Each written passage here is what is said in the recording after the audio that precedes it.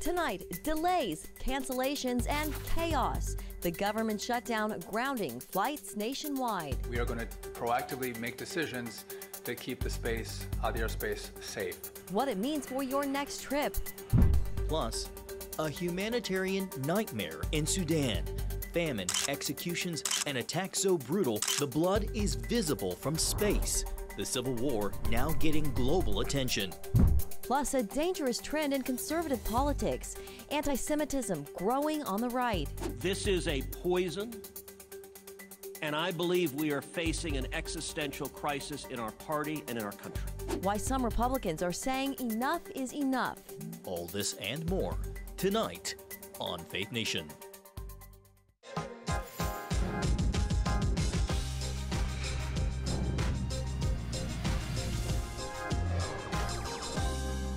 The FAA's latest decision is putting added pressure on lawmakers this evening. Welcome to Faith Nation from our Washington News Bureau. I'm John Jesse. And good evening, I'm Jenna Browder. The FAA says it's putting the brakes on air travel at 40 major airports starting tomorrow, blaming the ongoing government shutdown for the disruption. Yeah, the shutdown, fast approaching 40 days now, is taking a toll on air traffic controllers who've been working without pay for over a month.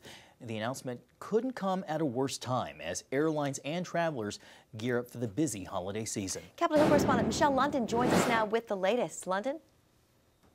Well, tonight, travelers are among the hardest hit in this government shutdown, and it's only expected to get worse in the coming days. As experts predict, it could be delayed by thousands, if not hundreds of flights being canceled. Starting tomorrow, there will be a 10% cut in flights at 40 major U.S. airports. The plan announced by Transportation Secretary Sean Duffy, who cited air traffic control safety concerns. It gave airlines about 35 hours to make the reductions, causing passengers to flood airline customer service hotlines with concerns about air travel. Here's Duffy.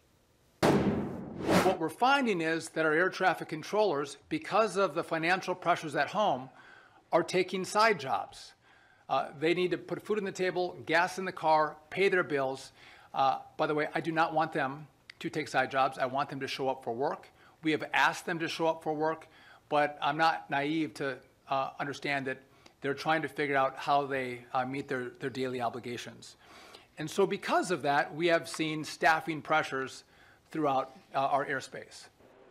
Staffing pressures and so much more. Meanwhile, air traffic controllers have been working unpaid since October 1st. The FAA says it's addressing growing staffing shortages, with some calling out of work, resulting in delays across the country. The agency's administrator, Brian Bedford, says they'll no longer wait to take action, saying the shutdown is causing staffing pressures that cannot be ignored. Listen. We do recognize that the controllers have been working fastidiously for the last 5 weeks with this huge burden over their head of lack of compensation. And we are starting to see some evidence that that fatigue is building in the system in ways that we feel we need to work towards relieving some of that pressure. And the FAA says it will start to cut down those flights by at least 4% starting tomorrow and then ramp up over the weekend. Meanwhile, here's what to know on day 37 of this government shutdown. Today, senators continue talks aimed at resolving this stalemate, with Leader Thune saying Republicans are waiting to hear from Democrats over a GOP proposal to open the government. Also on the Senate floor, Thune said senators could work through the weekend if there is a path forward to vote, but that it's up to Senate Democrats, who also met today. When asked earlier by reporters, Thune did not provide many details of the latest proposal, but talks in recent days have centered on an offer that would involve tying an extension of government funding to a package of 3 longer-term appropriations bills, with a promise from Senate Republicans to hold a vote on extending health care tax credits by a certain date. Listen. People are suffering, and it's getting worse every day. A furloughed federal employee, a mother of 5 in Maryland, told the New York Times last week, and I quote, "I don't know how to get the mortgage paid," end quote. Federal workers are taking on second jobs to make ends meet. Food banks across the country are overwhelmed. And American families are looking to the holiday season with apprehension. Now, this being said, as Speaker Johnson says that he's actually less optimistic about a shutdown ending anytime soon. While the House has already passed on November 1st a continuing resolution, the deal being discussed in the Senate would change the date to which those funds will be extended. Jenna. Okay, London, thank you very much. Well, beyond the government shutdown, the Trump administration is facing other issues on Capitol Hill. Democrats are trying to block more strikes on alleged drug boats in the Caribbean. It adds to the ongoing international tensions from Venezuela to Africa. Here's national security correspondent Caitlin Burke. Senate Democrats called the Trump administration's actions off the coast of Venezuela unauthorized and illegal. And they warned that any move towards U.S. action on the ground in that country could pull America into another war. Bottom line, there has been no congressional authorization for military action of this kind. And the president, we believe, does not have the unilateral authority to start a war like this against organizations and cartels without a congressional vote. To date, U.S. strikes have killed at least 66 alleged narco-traffickers. President Trump is also paying close attention to Africa, designating Nigeria a country of particular concern due to the persecution of Christians. The United States cannot stand by while such atrocities are happening in Nigeria and numerous other countries. It's not only Nigeria, it's all over. We stand ready, willing, and able to save our great Christian population around the world. Over the weekend, the president ordered the Pentagon to prepare for the possibility of U.S. military intervention there, and he's threatening to end U.S. aid if the Nigerian government doesn't act to protect Christians from attacks. Nigerian officials say their security problem has been misrepresented. There are killings in Nigeria, quite frankly. We are not denying that. And we're also not denying that Christians have been killed. But we are saying that data and realities all suggested that the killings are not targeted to a religion. It is indiscriminate killing by criminal elements. Meanwhile, in Eastern Africa, the Trump administration hopes to end more than 2 years of conflict in Sudan. Today, the Rapid Support Forces, a group accused of killing thousands of civilians, agreed to a U.S.-brokered humanitarian ceasefire. The Sudanese military, however, has not yet signaled its agreement. Despite the ongoing conflict, the Homeland Security Department announced refugees from South Sudan in the U.S. will no longer be protected from deportations, citing that the country has not returned to full civil war. Critics warn against the move. The front lines here are constantly moving, and we're still seeing massive violations of international humanitarian law. We're still seeing killings of children, killings of health workers, killings of humanitarians, killings of innocent civilians. Press Secretary Caroline Leavitt says the White House is actively engaged in finding a peaceful resolution. She adds that the administration is committed to addressing both the immediate humanitarian crisis and the longer-term political challenges. Caitlin Burke, CBN News, Washington. All right, thank you, Caitlin. Well, longtime power player in Democratic politics, Nancy Pelosi, is ending her career in Congress. I will not be seeking re-election to Congress. With a grateful heart, I look forward to my final year of service.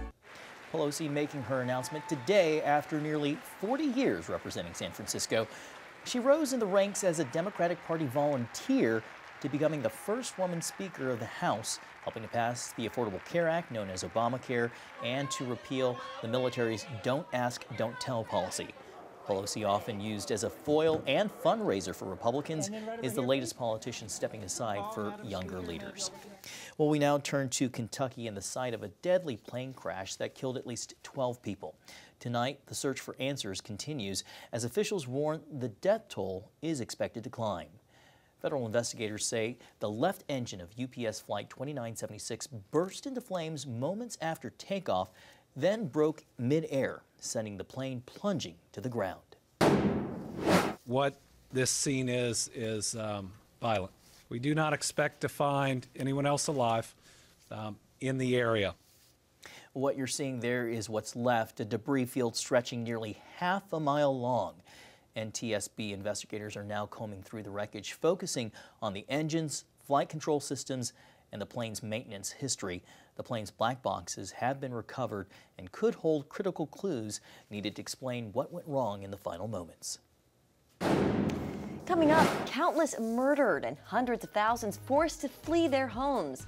A deep dive into the massacre plaguing Sudan and what Christians are doing to help. Welcome back to Faith Nation. Famine, mass executions, and attacks so brutal the images of blood can be seen from space. The civil war in Sudan now capturing the attention of the world as humanitarian groups and U.S.-led coalitions work to bring an end to the violence. Yeah, one of those groups is World Relief, a Christian organization working to help the people there. Lanray Williams-Ayedoun, Senior Vice President of International Programs, joins us now. Lanray, welcome. So if you could, just give us a brief history of what led to the atrocities we're seeing today. Thank you. It's good to be here. So we've been working in Sudan as World Relief since 2003. We've been partnering with local communities through cycles of conflict and reconstruction. In April of 2023 was when the current crisis began. It's a political dispute amongst two different combatant parties that are looking for a political solution to the situation in the country for leadership. The RSF forces have taken aim on healthcare facilities, in one case killing 460 patients and staff members at a maternity hospital. News outlets are also reporting that entire families are seen hanging from trees.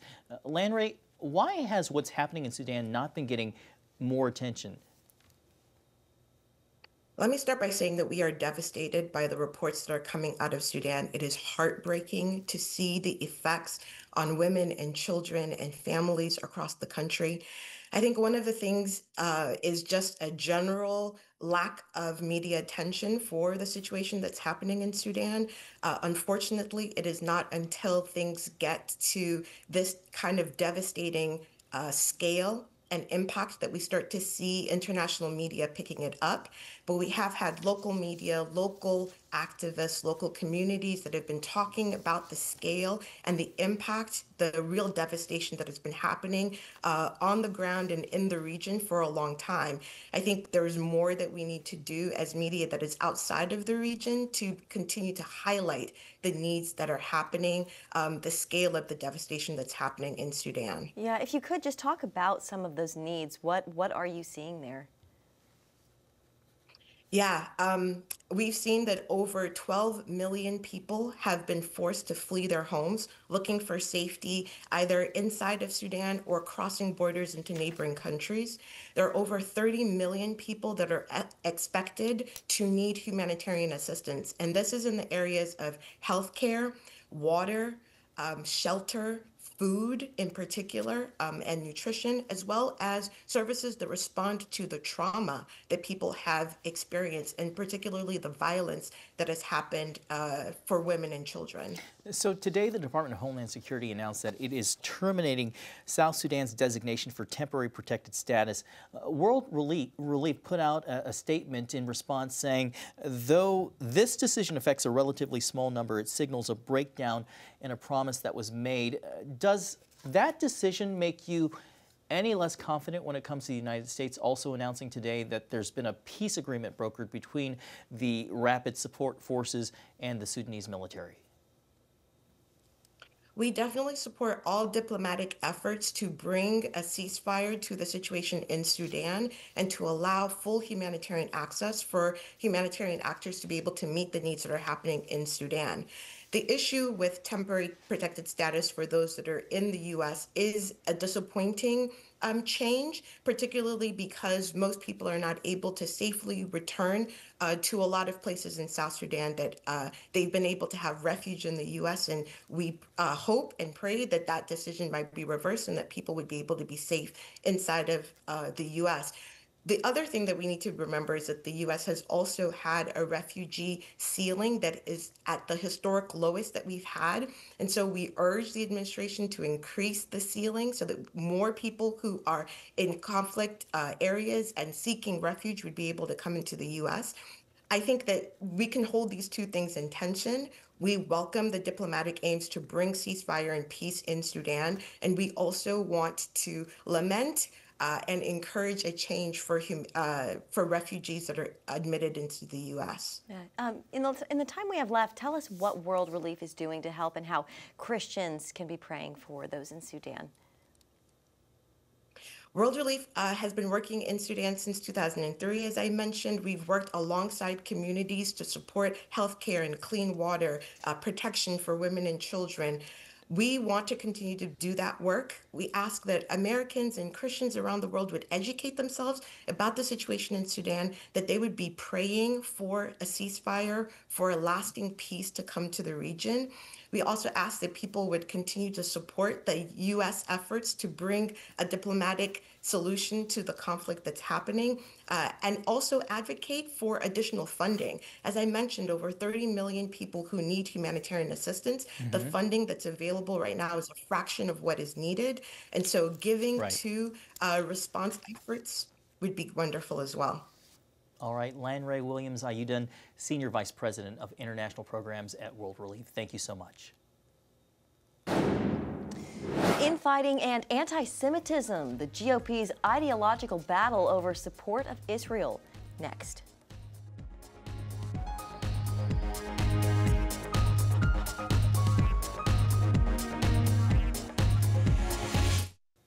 Well, welcome back. Turning now to the Middle East, where Israeli officials have positively identified the latest hostage remains from Hamas. Yeah, Prime Minister Benjamin Netanyahu says the remains are that of Joshua Malel, a 21-year-old Tanzanian native and agriculture student.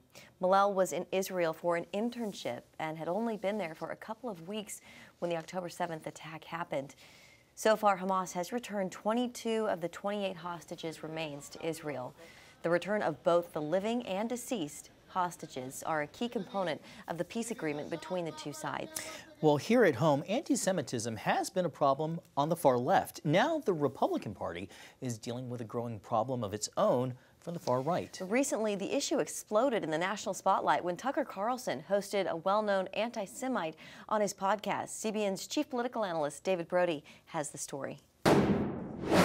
Republican conservatives are facing a looming crisis. The evil of anti-Semitism has infiltrated the ranks. In the last 6 months, I've seen more anti-Semitism on the right than I have in my entire life.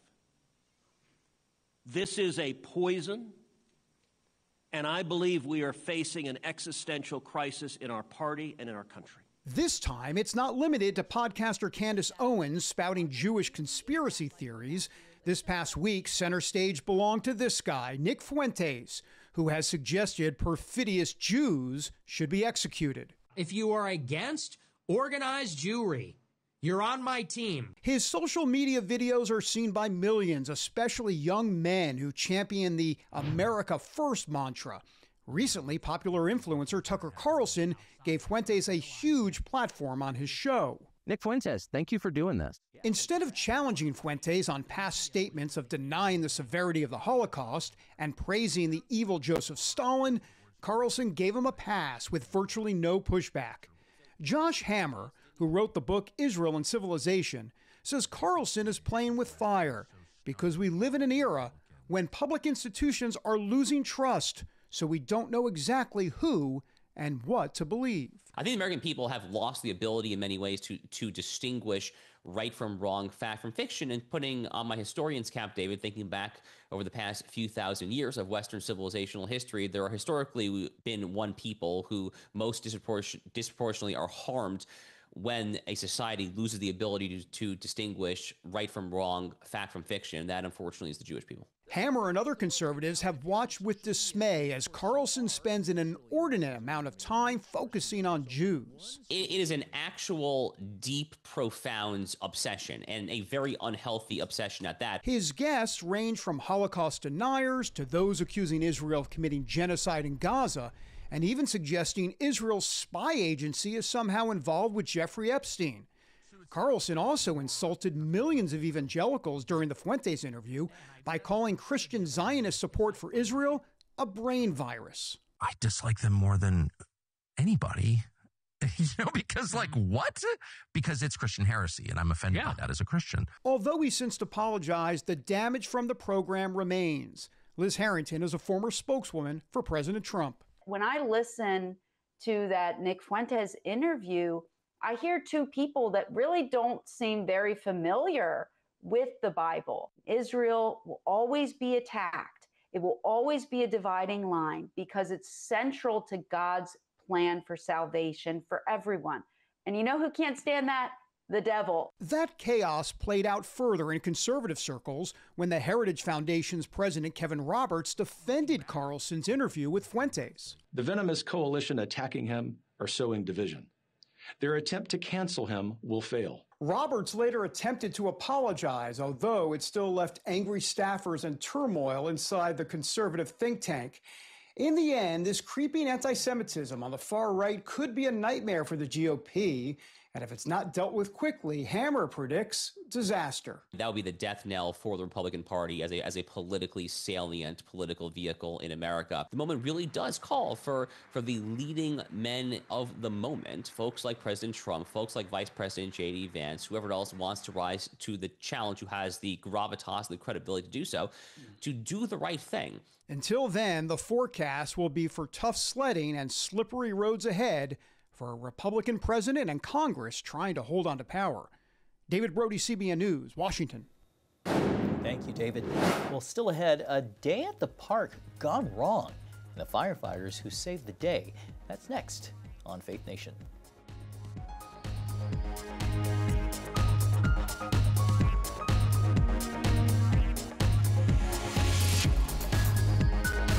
Finally tonight, a potential tragedy was avoided after a dramatic rescue mission that was all captured on camera. Yeah, it's all thanks to a team of California firefighters and a drone.